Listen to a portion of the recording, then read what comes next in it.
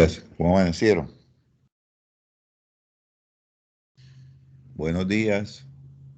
Buenos días. Buenos días, doctor. Muy bien, usted. Buenos días. Bueno, entonces, en la última clase estábamos hablando de la jurisdicción, cómo nacía, pero dijimos que esa jurisdicción que nace se puede suspender y dijimos los casos en que se suspendía y también se puede perder de manera definitiva. Entonces, quedó pendiente ese tema, en qué caso se pierde la jurisdicción. Entonces, la jurisdicción se pierde primero cuando el servidor público o funcionario renuncia y le es aceptada la renuncia. Quiere decir que si ya salió, ya no es servidor público, pierde la jurisdicción. ¿Sí? También la pierde cuando el cargo ha sido eliminado. Ustedes saben que a veces los estados, por razones económicas, por razones políticas, hacen reestructuración en algunas instituciones y eliminan cargos. A veces crean, a veces eliminan. Si un cargo determinado fue eliminado, quiere decir que esa persona perdió la jurisdicción. No va más, no tiene jurisdicción y no puede seguir administrando justicia. También cuando la persona ha sufrido una discapacidad que lo inhabilita, por ejemplo, una discapacidad mental, que lo inhabilita para ejercer sus funciones. Una persona que sufre de Alzheimer, que tiene una demencia senil, por ejemplo, no está en condiciones de administrar justicia, no está en sus cabales, como se dice, por lo tanto, pues, previa pues la declaratoria de un médico legista, de un médico particular, que diagnostique a esa persona como tal, entonces sale de la administración de justicia y por lo tanto deja de tener jurisdicción. También se pierde la jurisdicción cuando la persona ha sido destituida del cargo como consecuencia de una sanción, de una investigación disciplinaria. Ustedes saben que la sanción más grave desde el punto de vista administrativo es la destitución. Entonces la persona la destituyen del cargo, deja de tener funciones. Acuérdense que más o menos eso es lo que ocurre en el trámite que adelanta la comisión de acusaciones, cuando esa comisión de acusaciones que investiga a los funcionarios de las altas cortes, al fiscal general, al presidente de la República o quien haga sus veces, lo acusa ante el Senado. Entonces el Senado se reúne y por unas mayorías lo declara indigno. ¿Indigno de qué? Indigno de ocupar el cargo y de seguirlo. Entonces lo destituye. Entonces, en ese cargo, en ese caso, la persona no puede seguir administrando justicia, queda por fuera de la rama judicial. ¿Sí? Por supuesto, cuando la persona muere, si un servidor público en ejercicio de sus funciones muere de muerte natural o muerte accidental, obvio que por sustracción de materia no puede seguir administrando justicia. En todos esos casos que he mencionado, se pierde totalmente la jurisdicción. Es decir, la persona ya no tiene jurisdicción y por lo tanto no tiene esa facultad del Estado para administrar justicia. ¿Sí? ¿Alguna dificultad en relación con ese tema? Pregunto, doctores. ¿O está claro? No, señor, todo claro. Bueno, pues, entonces ya sabemos cómo se adquiere la jurisdicción. Puede ser que con el nombramiento, la confirmación y la posesión. ¿Cuándo se suspende la jurisdicción? Dijimos los fines de semana, la Semana Santa, en las vacaciones, cuando la persona ha solicitado licencia no remunerada, en las licencias de maternidad, cuando la persona ha sido suspendida como consecuencia de una investigación, es decir, por un mes, por 2 meses, 3 meses, etcétera, puede ser por un año. En todo ese tiempo, la jurisdicción la tiene suspendida. Quiere decir que no está ejerciendo jurisdicción. ¿Sí? Pero acuérdense lo que contamos aquí. Cuando se suspende la jurisdicción, muchas veces, no necesariamente la persona deja de ser servidor público. Sigue siendo servidor público. El cargo lo conserva. Lo que no podemos decir cuando la persona pierde la jurisdicción definitivamente, porque si la persona se murió, ¿sí? Se murió, no solamente pierde la jurisdicción, sino el cargo ya no lo ejerce. Cuando el redactor renuncia y lo aceptada, pierde el cargo, no lo ejerce. Tanto el cargo como la función. ¿Ok? Bueno. Veamos entonces ahora un tema relacionado con las inhabilidades que tienen ciertas personas para ejercer las funciones, cargos en la rama judicial y por lo tanto tener jurisdicción. Quien no puede ejercer cargo en la rama judicial no puede tener jurisdicción. Acuérdense que la jurisdicción es el género, la especie es la competencia. Entonces, ¿qué es una inhabilidad? Una inhabilidad es digamos, un defecto, un vicio que surge en la persona y por lo cual, de acuerdo a la Constitución y a la ley, no puede ejercer función, no puede ejercer un cargo. ¿Cuáles son esas inhabilidades que impiden, por ejemplo, ejercer en la rama judicial? Por ejemplo, una persona que es juez, fíjese bien, es juez, no puede ser albacea, no puede litigar ni en nombre propio, ni tampoco puede representar a nadie porque hay una inhabilidad. Las personas que ejerzan, que sean, por ejemplo, miembros de una iglesia, como por ejemplo pastores, el pastor o el sacerdote no puede ser juez. Hay una inhabilidad para ser juez. O es una cosa o es la otra, pero no puede ejercer las dos. Los servidores públicos que están en la rama judicial no pueden ejercer el comercio.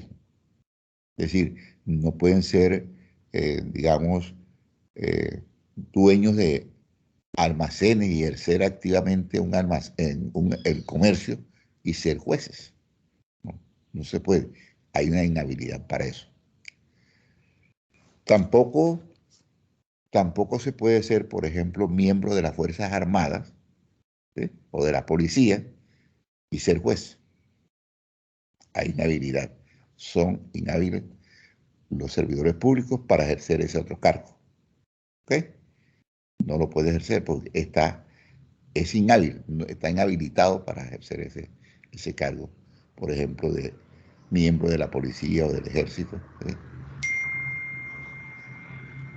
Jefe de un culto, como les decía, religioso, ser sacerdote, no se puede. Hay una inhabilidad en eso. ¿Sí? Son, digamos, entre otros, y tampoco se puede ejercer otro cargo público. De pronto ustedes me van a decir, pero yo tengo un amigo que él está en la rama judicial y ahora está en licencia y está ejerciendo un cargo en la Procuraduría. Eso es posible, pero de acuerdo con la ley 270 de 1996, que es la ley estatutaria de la justicia, acuérdense que la ley 270 es la ley estatutaria de la justicia y que la vez pasada les dije que debían aprenderse, debían leer esa ley, porque ella rige todo lo que tiene que ver, por ejemplo, las inhabilidades están en el artículo 151 de la ley 270 de 1996. Ahí se refiere a todo lo que tiene que ver con las inhabilidades. ¿Sí? Entonces, tanto las inhabilidades como las incompatibilidades, que son, ya digo, surge de los cargos públicos, ¿sí? están en la Constitución, están en la ley. Lo que tiene que ver con la rama judicial, todo está regido por la ley 270 de 1996, que es el Estatuto Orgánico de la Justicia. Entre las incompatibilidades tenemos, por ejemplo, que no se puede ser, por ejemplo, senador, representante, persona elegida, popularmente o nombrada, y también ser juez, ¿sí? Pero tampoco se puede recibir más de 2 sueldos del erario público. Acuérdate que el artículo 132 de la Constitución Nacional dice que nadie puede recibir 2 sueldos del erario público. ¿Qué significa recibir 2 sueldos del erario público? Es decir, que yo sea juez y reciba como juez, pero también reciba otro sueldo como procurador, o como alcalde, o como inspector, que no puedo hacer eso. La única excepción que tiene esa incompatibilidad es la de poder ejercer la cátedra universitaria hasta por 5 horas semanales, ¿sí? Y eso tiene una explicación muy lógica. Si no se permitiera esa excepción, ¿quiénes dictarían clases en las universidades? ¿Quiénes serían los profesores de los estudiantes de derecho?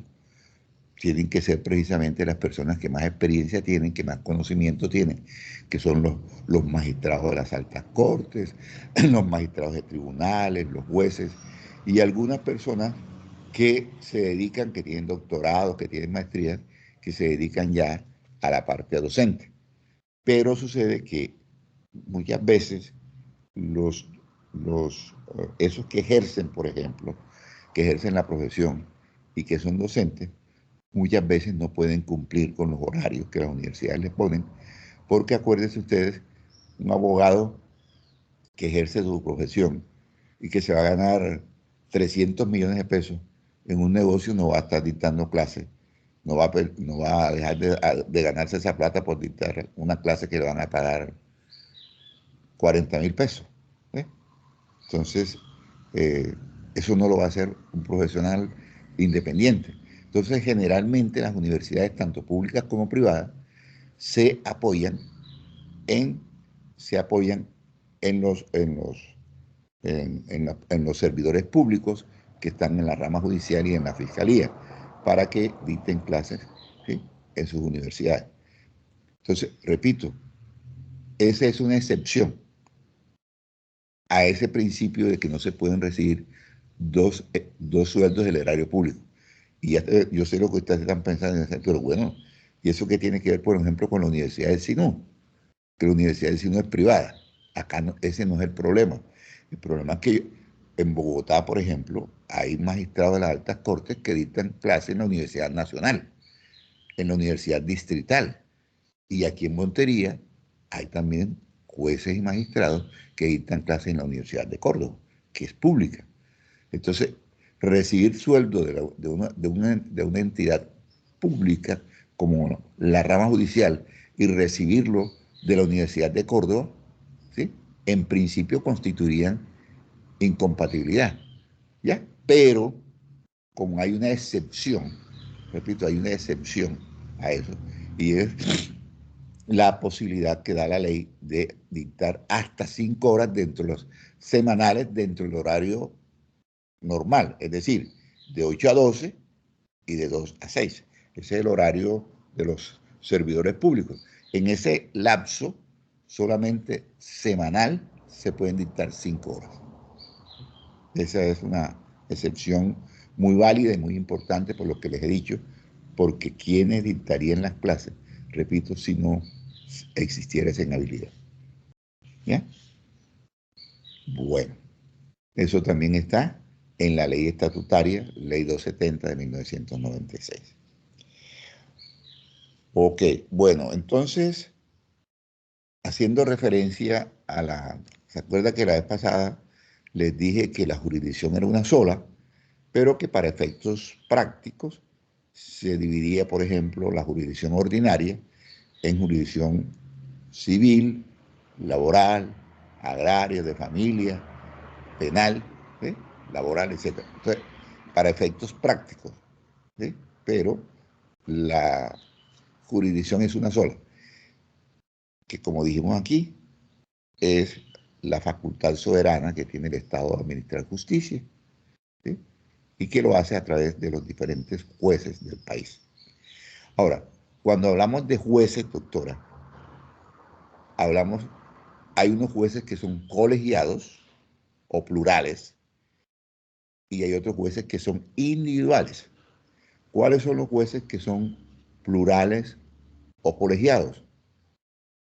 Las altas cortes. Por ejemplo, la Corte Constitucional, la Corte Suprema de Justicia, el Consejo de Estado, el Consejo Superior de la Judicatura, son jueces plurales o colegiados. ¿Por qué? Porque ellos resuelven en plural. Necesitan una mayoría, se llama mayoría absoluta, que es la mitad más uno.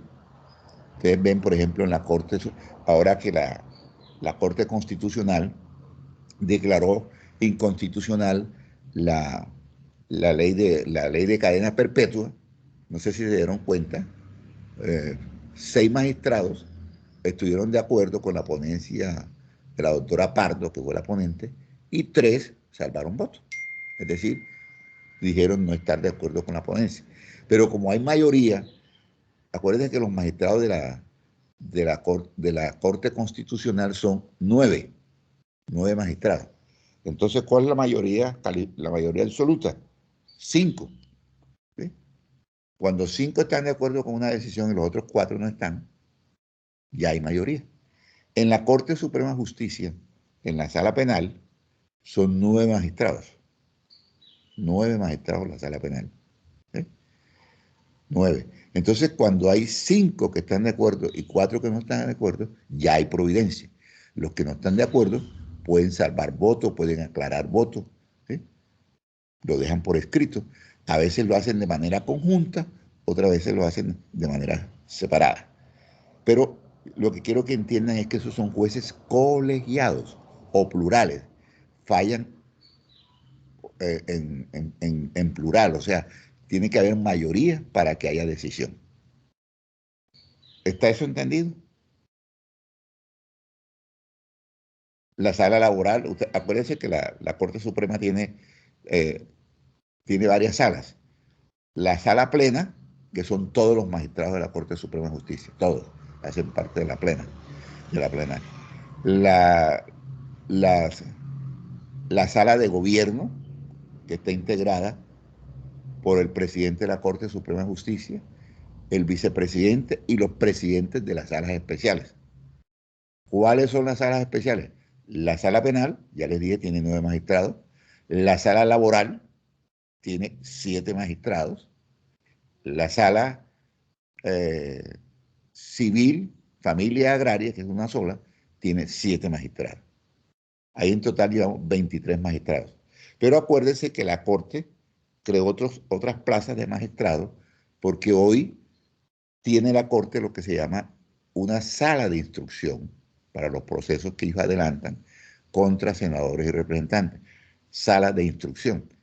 Esa sala de instrucción está compuesta por 5 magistrados y la sala de segunda instancia, que también ya eso, desde el 2016 para acá hay segunda instancia.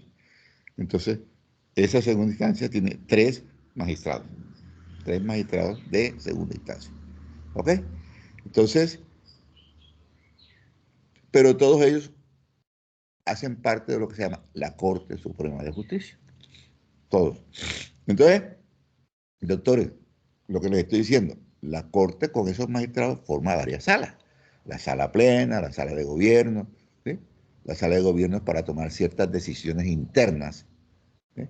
La sala plena es cuando se eligen ciertos funcionarios públicos. Por ejemplo, cuando se elige al fiscal general de la Nación, tiene que ser sala plena. Cuando se eligen magistrados de tribunales, tiene que ser a través de la sala plena. ¿Sí? ¿Ok? Los demás jueces son jueces individuales. Es decir, el juez penal del circuito, el juez del circuito especializado, el juez penal y promiscuo municipal. Esos son jueces individuales. Esos fallan, no necesitan reunirse con nadie para hacer sala. Pero ya los magistrados del Tribunal de Montería, que también tienen las mismas salas, la sala plena, la sala de gobierno, las salas especiales. Acuérdense que el tribunal tiene sala penal, sala laboral y de seguridad social, sala agraria de familia, civil, agraria y de familia. Es la misma sala. Lo mismo que tiene la Corte, la tienen los tribunales. Solo que los tribunales no tienen esa cantidad de magistrados que tiene la Corte Suprema de Justicia. Hay tribunales que tienen más magistrados que la Corte, obvio, pero tienen varias salas. Ya yo les dije que en Colombia los únicos departamentos que tienen 2 tribunales son Bogotá y el departamento de Cundinamarca. Saben que Bogotá está dentro de Cundinamarca, pero hay tribunal de Cundinamarca y tribunal de Bogotá. Los 2 tienen sede en Bogotá. Y en Medellín está el tribunal de Medellín y el tribunal de Antioquia. ¿Sí? El tribunal de Medellín es el tribunal del área metropolitana y de Medellín. Acuérdense que el área metropolitana, del área metropolitana hacen parte todos esos municipios que están aladeños a Medellín, Envigado, este, ¿cómo es? El otro, todos esos que están alrededor de Medellín, allá donde queda el aeropuerto de Río Negro, todos esos que quedan alrededor de Medellín. Sí, todo eso hacen parte del Tribunal de Medellín. Y del Tribunal de Antioquia son ya todos los municipios, por ejemplo, que están ya lejos de Medellín, como Caucasia, San Juan, San Pedro, Arbolete, todos esos que quedan, son los municipios distantes de Medellín, entonces ese es el Tribunal de Antioquia. Y en Bogotá es lo mismo. Acuérdense que hay un área metropolitana, que son todos esos pueblos que quedan cerca de Bogotá, que están ya dentro de la ciudad. Entonces, todos esos son del Tribunal de Bogotá y el resto, los que tienen los municipios distantes de Bogotá, entonces le corresponden eso, la segunda instancia, a el Tribunal de Cundinamarca. Entonces, repito, hay jueces singulares y jueces plurales. Hay jueces de primera y de segunda instancia. Por ejemplo, el juez penal municipal, el juez promiscuo municipal, no es segunda instancia de nadie. El juez de primera instancia. O sea, las decisiones que él conoce, las conocen en segunda instancia el tribunal. ¿Sí? Pero cuando se trata de sentencias absolutorias o condenatorias, las conoce, las conoce, perdón, en algunos asuntos para los jueces municipales, la segunda instancia es el juez penal del circuito o promiscuo del circuito. ¿Sí?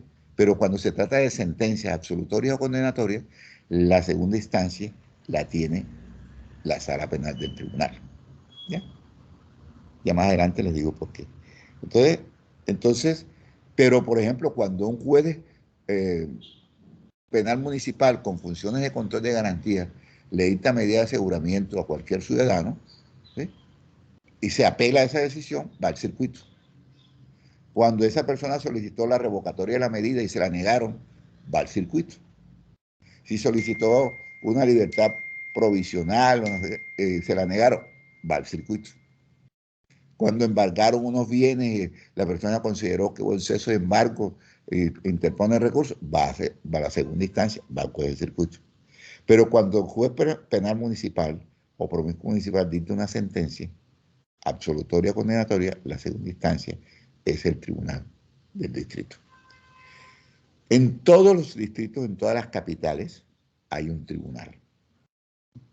Por ejemplo, el Tribunal de Montería, el Tribunal de Sincelejo, el Tribunal de Bogotá, el Tribunal de Medellín, el Tribunal de Pereira, el Tribunal de Neiva, el Tribunal de Barranquilla, es el Tribunal de la capital.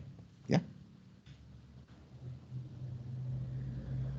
Entonces, repito, jueces singulares, colegiados, de primera, de segunda instancia.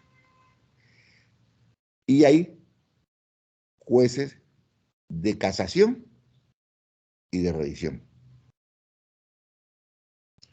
Acuérdense que el único juez de casación es la Corte Suprema de Justicia. Todas las casaciones van a la Corte Suprema de Justicia. Cuando digo todo, me refiero a las laborales, civiles, a las penales, todas van a la Corte Suprema de Justicia, a la respectiva sala, en casación. Y cuando se trata de la acción de revisión, hay unas que van a la Corte Suprema. La Corte Suprema tiene competencia para revisión, pero también los tribunales también adelantan, ¿sí?, revisiones, acciones de revisión. ¿Ya?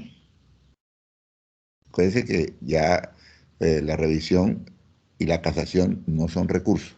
La casación es casación y la acción de revisión es una acción que presenta una demanda, y eso ya vamos a ver, es el último tema que vamos a ver, la casación y la revisión. Entonces allá vamos a ver todo el tema relacionado con eso. Pero fíjense que hay jueces singulares, jueces plurales o colegiados, jueces de primera, de segunda instancia, y jueces de casación y jueces de revisión. ¿Ya? Las sentencias, ustedes saben que pueden ser absolutorias o condenatorias. Aquí no hay sentencias inhibitorias. El juez tiene que dictar sentencia sí o sí. ¿Eh? Tiene que dictar la sentencia. Bien. Entonces, ya dijimos que la jurisdicción, que es esa facultad soberana que tiene el Estado de administrar justicia a través de los diferentes jueces del país, ¿sí?, es una sola. ¿Sí? Pero tiene varias manifestaciones, como son la manifestación civil, penal, ya, lo que hemos dicho, laboral, etc. Ese es el género. Y la competencia es la facultad que tiene un juez para conocer y fallar de un determinado asunto, de un específico asunto. ¿Sí? Entonces, vamos a ver la competencia. Vamos a ver la competencia. Entonces, la competencia, repito, es esa facultad que tienen los jueces de fallar un específico caso o asunto sometido a su consideración. Entonces, hay unos factores, ¿sí?, que determinan esa competencia. ¿Sí? Factores que determinan la competencia. Entonces, ¿cuáles son los factores que determinan la competencia? En primer lugar, el factor objetivo. ¿Qué quiere decir el factor objetivo? Eso tiene que ver con la naturaleza del asunto, con la cuantía del asunto. ¿Sí? Entonces, de acuerdo con eso, ya vamos a ver cuál es la competencia, por ejemplo, de los jueces penales municipales, de los jueces del circuito, por el factor objetivo. ¿Eh? Más adelante vamos a ver. Pero el factor objetivo, repito, tiene que ver con la naturaleza, es decir, qué clase de proceso estamos juzgando, qué clase de procesos vamos a fallar. Por ejemplo, ya les anticipo, un juez municipal jamás podrá fallar un homicidio. ¿Por qué? Porque eso no es su competencia. La competencia hay unos homicidios que son de competencia de los jueces del circuito especializado y hay otros homicidios que son de competencia de los jueces penales y promiscuos del circuito. ¿Okay? Un juez municipal jamás podrá fallar por el factor objetivo, por ejemplo, un acceso carnal violento. No, eso no es de su resorte, no es de su competencia. ¿Sí? Eso es de competencia de los jueces del circuito. En cuanto a la cuantía, un juez municipal jamás podrá fallar un proceso de 300.000 millones de pesos, por ejemplo, que la cuantía sea 300.000 millones. No, jamás. Él no puede fallar ese proceso. Ese proceso será de competencia siempre del circuito, por la cuantía.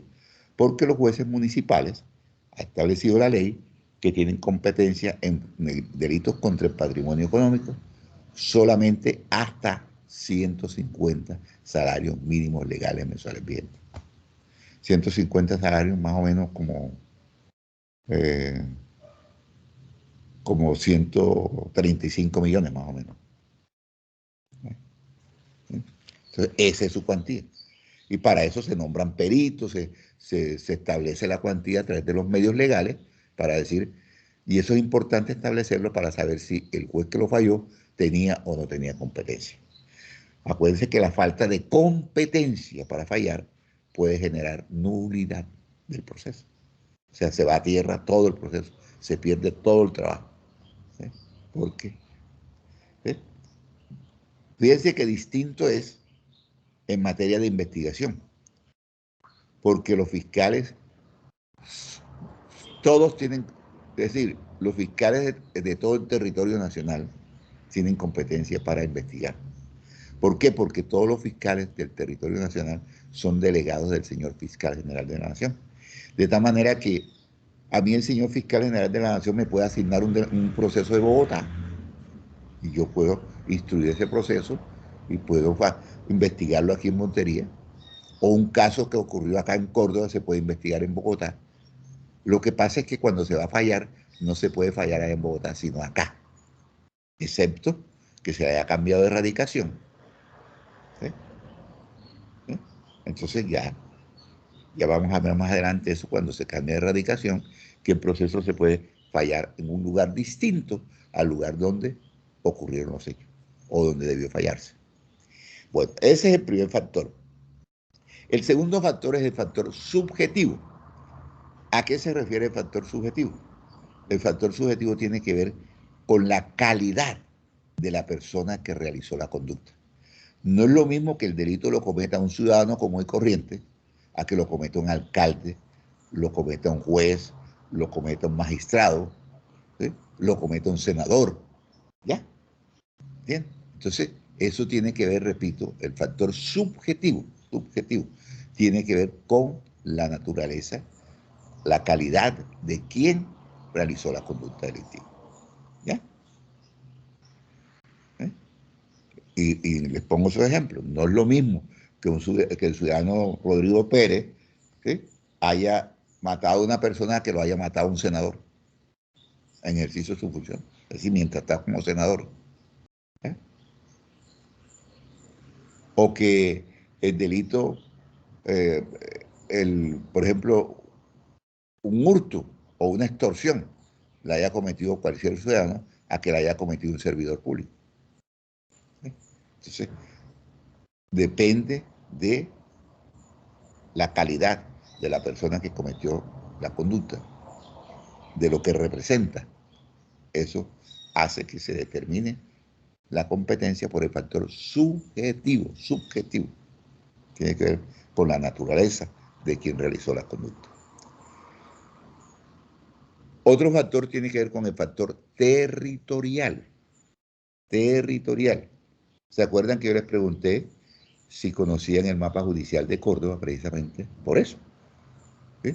Porque ustedes tienen que saber, por ejemplo, si hubo un homicidio en Los Córdobas, en el municipio de Los Córdobas, o en Valencia, ustedes tienen que saber a qué circuito están adscritos esos municipios, porque si el negocio es de competencia del juez del circuito, allá no hay circuito. Entonces tienen que saber a dónde lo van a enviar. No lo pueden enviar a Lorica. El de Moñito lo pueden enviar a Lorica. Pero que ocurre en Los Córdobas, ocurre en Canalete, ocurre en Valencia, tienen que enviarlo a Montería porque pertenecen al circuito de Montería. Y si el hecho ocurrió en Planeta Rica, ocurrió en Pueblo Nuevo, ocurrió en Buenavista, al municipio de Planeta Rica, a la cabecera del circuito, que es Planeta Rica. Ahí es donde pueden mandar el caso, ¿sí?, por competencia. ¿Ya? Entonces es muy importante saber cómo está dividido geográficamente y cómo está dividido judicialmente el departamento y el país para saber a qué circuito o municipio le corresponde ese determinado asunto. ¿Ok? Les pregunto, ¿está claro? ¿Se están entendiendo lo que estoy diciendo? Sí, profe. Sí, profe. Sí, señor. Sí, señor. Bueno, entonces, ese es el factor, dijimos, territorial, es el lugar. Entonces, nosotros podemos decir, este negocio corresponde al juez de San Carlos y no al juez de Cienfuegos, a pesar de que los dos están en el mismo circuito. Pero territorialmente el hecho ocurrió dentro del área, ¿sí?, territorial del municipio de San Carlos. Y si es, por ejemplo, un hurto de una cuantía de 20 salarios, le corresponde al juez municipal de San Carlos. Si son unas lesiones personales, ocurrieron en un baile el domingo, ayer, corresponde a San Carlos, corresponde a Cienfuegos, ¿eh?, corresponde a CRT. Recuerden que esos municipios que les he mencionado, todos están en el circuito de CRT. Bueno.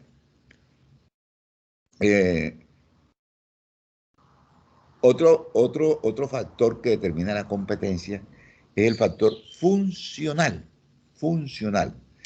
¿A qué se refiere el factor funcional de la competencia? Se refiere a las instancias, primera y segunda instancia. Acuérdense que cuando vimos los principios rectores, dijimos que en Colombia se rige por el principio de la doble instancia. Hay dos instancias, primera y segunda instancia.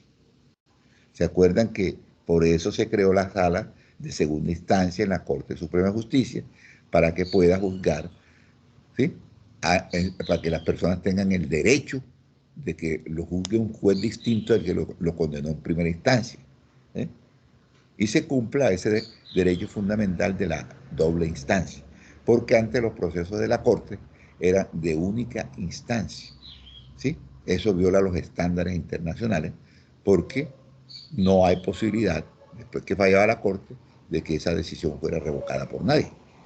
Entonces, ya hoy en la Corte hay sala de segunda instancia, luego los funcionarios o las personas que son condenadas en primera instancia tienen posibilidad de apelar esa decisión y van a la sala de segunda instancia, ¿sí?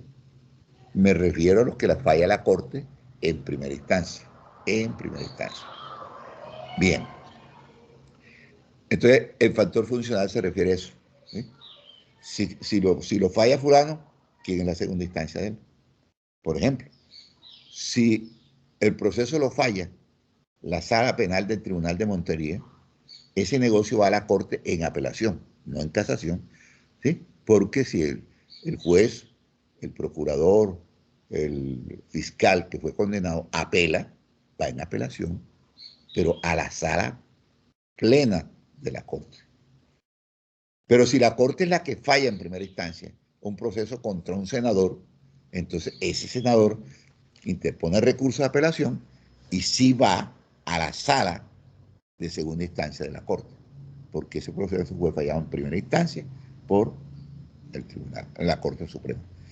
Y si el proceso lo falla en primera instancia, juez municipal o promiscuo municipal, como les dije, si lo falla, si es sentencia absolutoria o condenatoria, va al tribunal. Pero si se trata de un auto que dicta el juez de control de garantías, ¿sí?, o dicta el juez, por ejemplo, dentro de la audiencia preparatoria, el juez, por ejemplo, penal municipal o promiscuo municipal, y lo apelan, ¿sí?, va a la segunda instancia, que es el circuito. ¿Ya? El circuito. Ok. Ese es el factor funcional. Pero hay un factor muy importante también, que es el factor de conexidad. Conexidad. Profe, Dígame, doctora.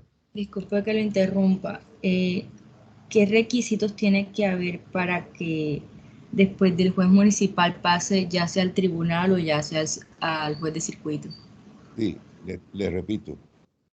Va al tribunal cuando se trata de sentencia absolutoria o condenatoria a la segunda instancia del tribunal, ¿ya?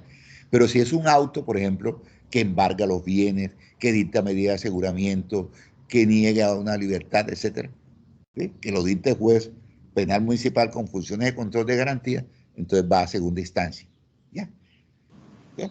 Pero si también un juez municipal está tramitando un juicio, hay decisiones que se pueden apelar, van a la segunda instancia. ¿Ya? Entonces depende de qué decisión se trata. ¿Ya? ¿Eh? Ok, gracias. Bueno, les decía que el otro factor que es muy importante es el factor de la conexidad. ¿Qué significa factor de la conexidad? A ver, la regla general, oiga, la regla general es que por cada hecho se adelanta un proceso. Por cada hecho se adelanta un proceso. ¿Sí? Pero a veces ocurre que en ese hecho delictivo, ese hecho que se está investigando, hay involucrados, por ejemplo, personas que tienen fuero y otros que no tienen fuero. ¿Sí? Entonces, generalmente cuando eso ocurre, hay ruptura de la unidad procesal. Pero también ocurre que yo realizo una conducta y con esa conducta violo 2 o 3 disposiciones de la ley penal. Quiere decir que hay un concurso. Acuérdense que los concursos pueden ser de personas si concurren varias personas a la realización de la conducta. Por ejemplo, coautores, partícipes, ¿sí? Pero hay concurso de delitos cuando con una sola acción yo violo varias veces la misma disposición penal o violo varias disposiciones de la ley penal. Le voy a poner un ejemplo cuando yo violo varias disposiciones de la ley penal. Si yo tengo una niña, una hija de 12 años y la accedo carnalmente, ¿cuántos delitos he cometido con esa sola conducta? ¿Ah? 2 delitos. Incesto y acceso con menor de 14 años, ¿cierto? Una sola conducta, violé 2 disposiciones de la ley penal. Le disparo a Pedro, que lo quiero matar, le disparo varias veces, y sucede que detrás de Pedro está Enrique, y una de las balas que impactó a Pedro pasa y lesiona a Enrique. Entonces, en este caso, se violaron 2 disposiciones, homicidio y lesiones personales. Con una acción violé 2 disposiciones de la ley penal. Lo mismo que con el padre que accedió a la hija, 2 disposiciones. ¿Está claro eso? Le pregunto, ¿está claro? Sí, señor. Sí, señor. Pero, Señor. pero sucede que si yo voy a un sitio, me visto de pistolero, me creo un pistolero y entro a una cantina y ahí mato a 10 personas. Mato a 10 personas. He realizado varias veces la misma conducta delictiva. Cada vez que disparo y mato, estoy conjugando el verbo matar. Entonces, ¿qué pasa? En esos casos todos, no se van a investigar por separadas las conductas porque están unidas por un hilo conductor. Fue la misma persona que mató en un mismo espacio de tiempo, en un mismo lugar, ¿sí? Y las víctimas son distintas, pero fueron todas matadas en un espacio de 20 minutos, de 1 hora, por ese señor. ¿Ya? Entonces, mire que ahí están conectadas estas conductas y por lo tanto hay un factor de conexidad. Entonces, todas las conductas que están conectadas, que están unidas por un vínculo, ¿sí? ¿Sí? Se investigan y se juzgan conjuntamente. Cuando hay fuero, por ejemplo, sucede que yo soy magistrado de tribunal y cometí una conducta delictiva en ejercicio de mis funciones, pero utilicé como cómplices a personas que no son servidores públicos, son ciudadanos por ahí de la calle, vendedores ambulantes, etcétera, etcétera. Entonces, esas personas, yo soy el autor, tengo fuero legal, pero estas personas no tienen fuero. A pesar de que las conductas están conectadas, lo más seguro es que a mí me van a juzgar separadamente y a ellos por separado. A pesar de que hay un hilo conductor. ¿Por qué? Porque ellos no tienen fuero, ¿sí? No tienen el factor subjetivo que tengo yo para tener un juez especial. ¿Cuál es mi juez natural, siendo yo magistrado? La Corte Suprema de Justicia. En cambio, el juez natural de esos ciudadanos es el juez municipal, el juez del circuito, dependiendo de la cuantía. Ahora, si hubo un delito contra la administración pública, ¿sí? Y ellos no tienen las calidades, entonces tienen la calidad de intervinientes. Acuérdense que interviniente es quien, no teniendo las calidades exigidas en la ley, realiza la conducta. Entonces, miren que ellos no tienen las calidades exigidas en la ley, entonces no pueden cometer delitos contra la administración pública como autores, ¿sí? Pero sí lo pueden hacer como intervinientes. Porque, repito, el interviniente es quien, no teniendo las calidades exigidas en la ley, realiza la conducta delictiva. Es el caso del contratista, que le dan, por ejemplo, 500 millones en municipios para que realice un pavimento y se coge la plata y no hace el pavimento. Mire, cuando él se apropia de esa plata, que está cometiendo un peculado, porque esa plata es del Estado, está desposeyendo al municipio de Montería. Pero sucede que el artículo 397 que tipifica el peculado dice: el servidor público que se apropie en provecho suyo de un tercero de bienes del Estado, de empresas e instituciones en que el Estado tenga parte, o bienes de particulares que el Estado tenga en administración o custodia, incurrirá en tal delito. Entonces pregunto, ¿ese particular tiene las calidades de servidor público? ¿Está ejerciendo un cargo público por nombramiento o por elección? No. Entonces, como no tiene las calidades, él no puede ser autor, pero sí puede ser interviniente. Sí puede ser interviniente. Entonces, como interviniente, puede ser condenado por el delito de peculado. ¿Ya les quedó claro eso? Entonces, eso es lo que se llama el factor de conexidad. Es decir, si hay una conexión entre una conducta, un delito y otro delito, y esa conexión, como lo vamos a ver más adelante, a veces se realiza para ocultar, para facilitar, para garantizar el producto del ilícito, ¿sí? Otras veces el concurso es para, por ejemplo, facilitar la comisión de otra conducta. Miren, yo les ponía el otro día el ejemplo: los ladrones van a hurtar el Banco de Bogotá y sucede que tienen un obstáculo, ahí está el guardián y no pueden entrar. Entonces dice, bueno, esto no estaba dentro del acuerdo, pero vamos a eliminar al guardián, o vamos a inmovilizarlo para poder entrar, porque si no, ¿cómo entramos? ¿Eh? Entonces, eso se llama delito medio para lograr el delito fin. Pero está conectado, ese hecho, si matan al guardián, está conectado con el hurto. Entonces responderían por homicidio y hurto. ¿No? Están conectados. Por ejemplo, un juez, para que le den una plata, ¿eh? Una plata que le ofrecieron sin fallo salida determinada. ¿Qué tiene que un prevaricato? Tiene que producir una decisión contraria a la ley para obtener esa plata. Entonces, mire, ahí hay un concurso: prevaricato y cohecho. O concusión, si él fue el que tuvo la iniciativa de pedir la plata. Pero si no tuvo la iniciativa, concusión.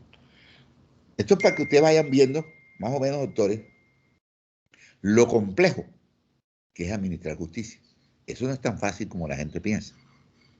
Eso tiene una cantidad de aspectos, ¿sí?, que se van uniendo unos con otros y van haciendo que la cosa no sea tan sencilla, o puede serlo en la medida en que la persona tiene conocimiento de todas estas instituciones y también tiene la experiencia ya de los años de estar en el ejercicio.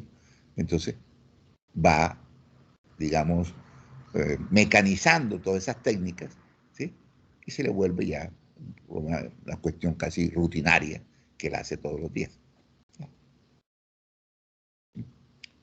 Pero en materia de concursos o de conexiones, les digo, el problema tiene que empezar desde la investigación. Y entonces yo le digo, la regla general es que por cada hecho se inicia una investigación, ¿ya? Excepto cuando hay concurso de personas o hay concurso de conductas punibles. Es decir, que esas están conectadas, tienen un hilo conductor, entonces se utilizan estos mecanismos. ¿Ok?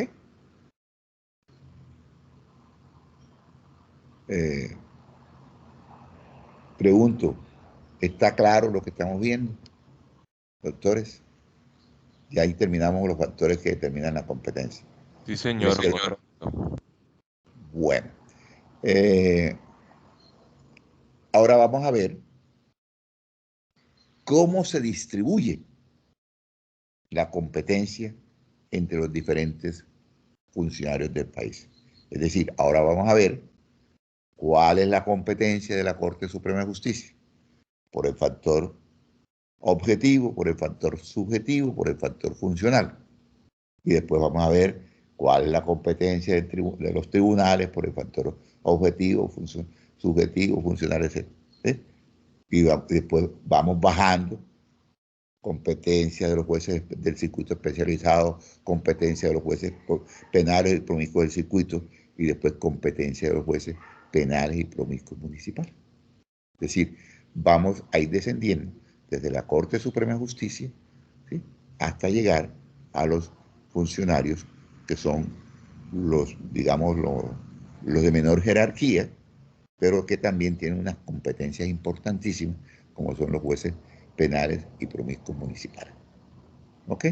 Entonces, ese tema, para que si quieren lo vayan leyendo, lo dejamos para el día de mañana. Bueno, vamos a pasar la lista.